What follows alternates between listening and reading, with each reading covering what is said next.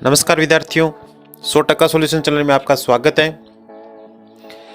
मैंने प्रस्तावना कौशल का वीडियो जो है पहले बना दिया है, जिसको आप देख सकते हो। और इससे पहले भी एक वीडियो बना चुका था, दोनों वीडियो देख लीजिए। और उसके बाद में मेरा दूसरा चैनल एजुकेशन एंड टेक्नोलॉजी ज्ञान, उसके ऊपर भी प्रस्तावना कौशल के 2-3 वीडियो हैं, तो आप उन सबको देख करके अच्छी प्रकार से तैयारी कर सकते हो। आज हम बात करेंगे व्याख्या और व्याख्यान कौशल के बारे में। वैसे व्याख्या कौशल अलग है, व्याख्यान कौशल अलग है, थोड़ा सा डिफरेंस है, लेकिन दोनों को मिक्स करके मैंने एक ही कौशल के अंदर इसको डाल दिया है और प्रदर्शन भी लगभग दोनों कौशलों का एक साथ ही किया जाता है। अभी मैंने प्रस्तावना कौशल के अंदर जो पहली वाली जो इंडेक्स थी, बोर्ड के ऊपर कैसे लिखना था, उसमें मैंने 3 लाइन कर रखा था, इसमें मैंने 2 लाइन की है। तो दोनों तरीकों में से आप कौन सा ही कर सकते हो। बोर्ड, यदि आपका ब्लैक बोर्ड जो है काफ़ी लंबा है तो उसको 3 भाग में डिवाइड कर दो, पहली जो पूर्ति करते हो आप श्यामपट्ट की। और यदि ब्लैक बोर्ड छोटा है तो उसको 2 भाग में कन्वर्ट कर दीजिए। जैसे आपके बोर्ड की, आपके कॉलेज के अंदर व्यवस्था है, उसके हिसाब से इसको आप डिवाइडेशन कर दीजिए।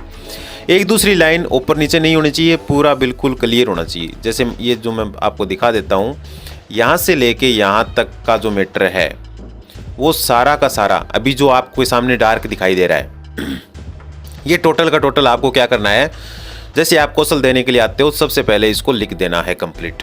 प्रस्तावना कौशल में जैसे हम प्रकरण नहीं लिखते थे पहले, वो उद्देश्य कथन बोलने के बाद में लिखा जाता था, लेकिन व्याख्या कौशल में ऐसा कुछ भी नहीं है। प्रस्तावना कौशल के अलावा जितने भी कौशल हैं उनके अंदर ये जो पूर्ति है वो आपको सबसे पहले बोर्ड के ऊपर आते ही करनी है। पूर्ति जो है इसी प्रकार से सुंदर होनी चाहिए जैसे मैं आपको सामने दिखा रहा हूँ। ये नहीं कि एक अक्षर कहीं लिख दिया, कक्षा कहीं लिख दी, सब्जेक्ट कहीं लिख दिया, लाइन ऊपर नीचे हो रही हैं, आगे पीछे हो रहा है। यानी पूरा सुंदर तरीके से आपको बोर्ड के ऊपर लिखना है, क्योंकि आपको सबसे पहले जो मैंने हाईलाइट कर रखा है आपको बोर्ड पे आते ही करनी होती है। और इसी की ओर सबसे पहले जो एग्जामिनर होता है उसका ध्यान जाता है। यदि ये अच्छी है तो आपका मूल्यांकन जो है सबसे पहले अच्छा हो जाता है, और उसके बाद की जो बातें हैं वो सामान्य तौर पे देखी जाती हैं। उसके बाद में इसके डायरी के अंदर जो काम करना होता है, वो डायरी के अंदर जितना भी मैं दिखा रहा हूँ टोटल डायरी के अंदर तो करना ही है। बाकी ये जो पहली पूर्ति है ये आपको श्यामपट्ट के ऊपर आते ही करना है। इसके बाद में आपको क्या करना है, पूर्व ज्ञान लिखना है। ये डायरी के अंदर करना है सारा। विद्यार्थी जो भी आपका प्रकरण है उसके बारे में सामान्य जानकारी रखते हैं। यदि यहाँ पे मान लो कि विज्ञान का टॉपिक है, बल एवं गति, या अन्य कोई चुंबकीय या अन्य कोई भी साइंस से संबंधित टॉपिक है, प्रकरण है, तो उसको यहाँ पे बन जाएगा जैसे विद्यार्थी चुंबक के बारे में सामान्य जानकारी रखते हैं, या विद्यार्थी जोड़ के बारे में सामान्य जानकारी रखते हैं, या विद्यार्थी आयत के बारे में, वृत्त के बारे में सामान्य जानकारी रखते हैं। यानी जो भी मैं जो ये आपको सिर्फ एक डेमो के रूप में दिखा रहा हूँ, बाकी आपके सब्जेक्ट के अनुसार इस लाइन को चेंज कर देना है। जैसे मैं बता रहा हूँ वैसा का वैसा इसमें लिखना नहीं है। आपका जो भी प्रकरण है उसके हिसाब से ही इस डायरी के अंदर आपको लिखना होता है। उसके बाद में शिक्षण सहायक सामग्री, इसके अंदर सामान्य में के अंदर लपेट फलक, संकेतक, जाड़न, श्वेतवर्तिका, चौक होता है, एवं अन्य कक्ष उपयोगी सहायक सामग्री। इस प्रकार से वाक्य पूरा लिखना है। विशेष सामग्री के अंदर यदि चौक वगैरह, रंगीन चौक का उपयोग करते हो तो वो आप लिख सकते हो।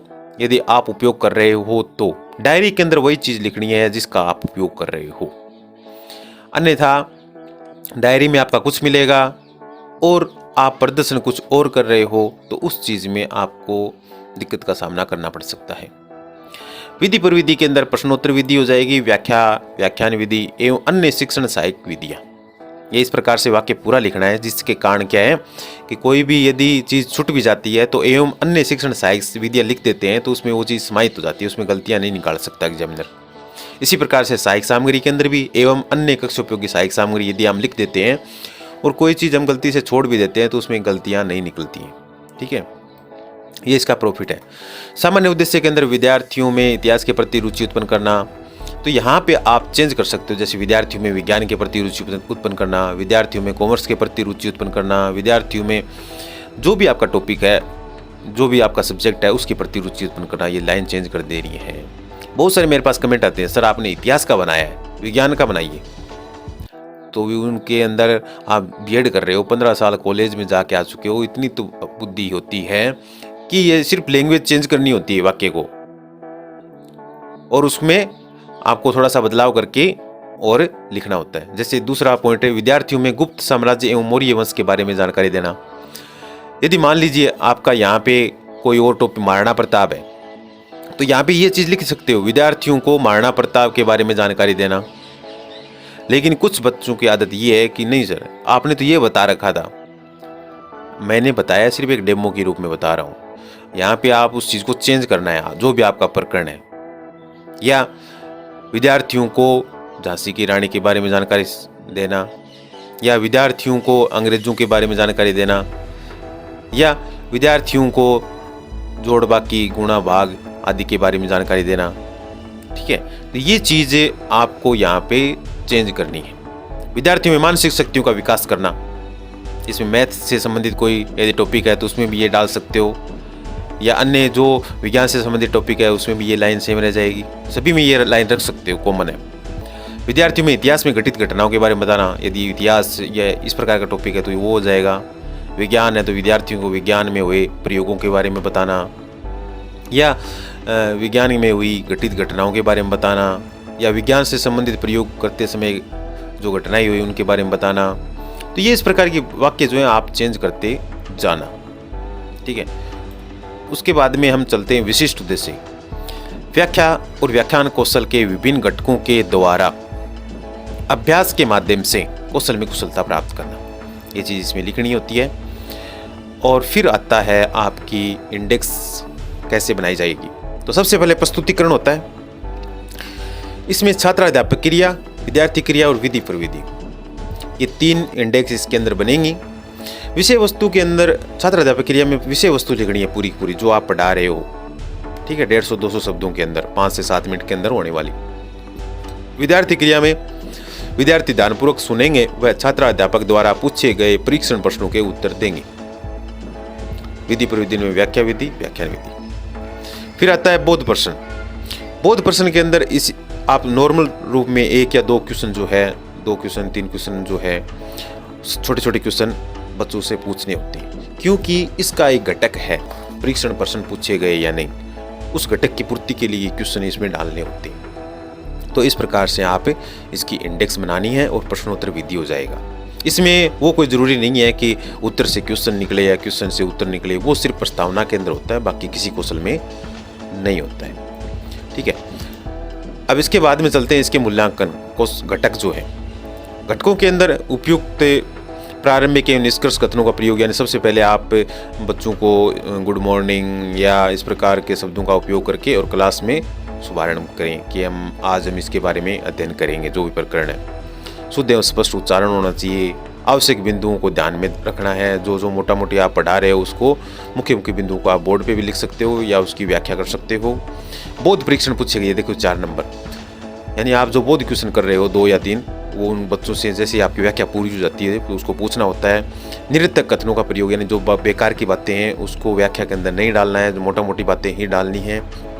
कथनों में निरंतरता, जो आप कथन पढ़ा रहे हो, जैसे मान लो कि आप रामायण के बारे में पढ़ा रहे हो, तो ये नहीं होना चाहिए कि पहले राम रावण का युद्ध हो रहा है फिर राम का जन्म हो रहा है, यानी वो इस प्रकार से होना चाहिए, स्टेप बाय स्टेप।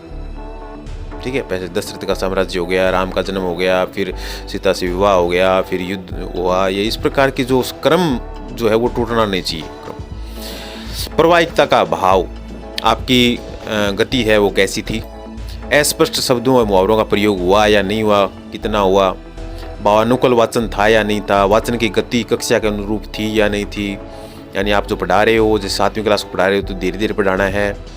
अभी जो मेरी जो स्पीड है वो एक प्रकार से मान लो कि कॉलेज के लेवल की है, इतनी स्पीड के अंदर बच्चों को नहीं पढ़ाना है। ठीक है, इस प्रकार से पढ़ाना है कि जैसे अस्पष्ट शब्दों व मुहावरों का प्रयोग, यानी धीरे धीरे गति होनी चाहिए। उचित हाव भाव के साथ, यानी जो जैसी आपकी व्याख्या है, जोशीली है तो जोश के साथ, नॉर्मल है तो सामान्य रूप में, यानी जैसी आपकी व्याख्या है उसी हाव भाव के साथ होना चाहिए। विद्यार्थियों पर दृष्टि, यानी पढ़ाते टाइम कक्षा कक्ष में दृष्टि रखनी है, सहायक सामग्रियों का प्रयोग करना है। कक्षा कक्ष समापन कि आप बोध प्रश्न कर दिया, ठीक है विद्यार्थियों, आप सबके समझ में आ गया या नहीं आया, आगे हम अगली क्लास के अंदर पढ़ेंगे। इस प्रकार से कक्षा का समापन करना होता है। प्रवेशक टिप्पणी, इसके अंदर जो भी आपके अंदर कमी बेसी घटिया बढ़िया जो भी आपसे संबंधित जानकारी हैं वो एक व्याख्याता के द्वारा यहाँ पे टिप्पणी कर दी जाती हैं।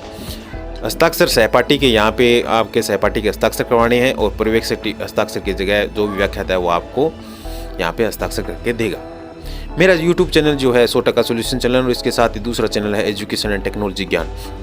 दोनों चैनलों के ऊपर बीएड से संबंधित सामग्रियाँ उपलब्ध हैं और भी अन्य टेक्निकल संबंधित जो समस्याएं हैं वो आप देख सकते हो।